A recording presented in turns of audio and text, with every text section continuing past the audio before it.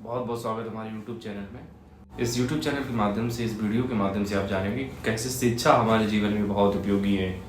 अगर तुम गरीब हो तो इसमें तुम्हारा कोई दोष नहीं है, लेकिन तुम गरीब बने रहे इसमें तुम्हारा दोष है। तुम्हारी गरीबी कोई नहीं मिटा सकता, तुम चाहे कुछ भी कर लो, कोई नहीं मिटा सकता। अगर जब तक तुम नहीं चाहोगे तब तक तुम्हारी गरीबी नहीं मिटेगी।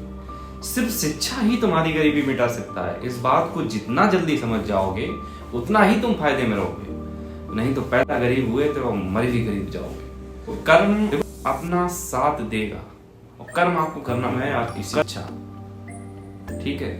अगर तुम पढ़ोगे नहीं, अपने बच्चों को नहीं पढ़ाओगे तो आपकी गरीबी कैसे मिटेगी। और तुम्हारी सबसे बड़ी कमजोरी है कि तुम पढ़ने से कतराते हो और पढ़ने से पहले 10 बार सोचते हो, धन के बारे में सोचने लगते हो, लेबरी करने लगते हो। उन सभी माता पिता से निवेदन है कि आप कैसे भी करके अपने बच्चों को पढ़ाने की तरफ ध्यान लगाएं, आपके बुढ़ापे का सहारा बन सकें, आपकी पीढ़ी को संभाल सकें, आपकी आने वाली नेक्स्ट जनरेशन को संभाल सकें। और अब तुम एक्सक्यूज मत देना कि मेरे पास धन नहीं है, मेरे पास घर नहीं है, मेरे पास ये नहीं है, मेरे पास वो नहीं है। एक्सक्यूज तो सिर्फ तुम्हारा एक बहाना है, क्योंकि ऐसे कितने लोगों को नाम में गिनाओ जिनके पास रुपए नहीं थे खाने को, सोने को, कपड़े नहीं थे पहनने को, गरीब थे, गरीब समाज से थे, गरीब समाज से भी प्रताड़ित थे, इन्होंने संघर्ष किया। आज के समय में उतना अगर आप संघर्ष बचा ही कहाँ है, और उतना कर लोगे तो तुम राष्ट्रपति बन जाओगे।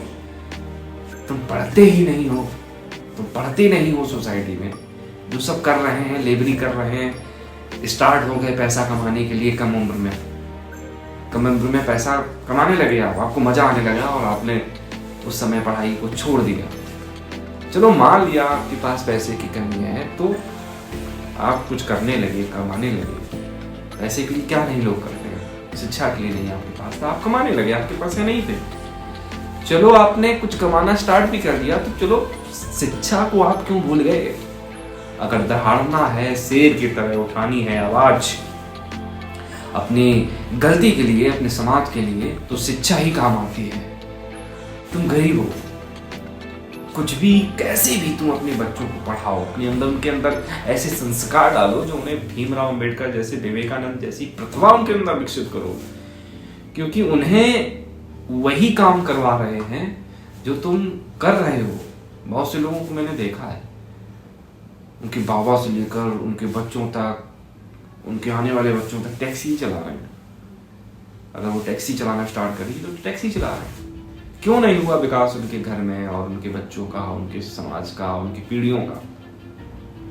उसका एक ही उत्तर है कि उनके बच्चों की पढ़ाई नहीं करने दी गई, उनके बच्चों को पढ़ने नहीं दिया गया या उन्होंने ध्यान नहीं दिया। सभी से एक निवेदन है, जो आर्थिक स्थिति से आप परेशान हैं, किसी भी तरह कैसे भी बच्चों को शिक्षा दें, उससे आप बेहतर बन सकते हैं और इसके पास कोई सोल्यूशन नहीं।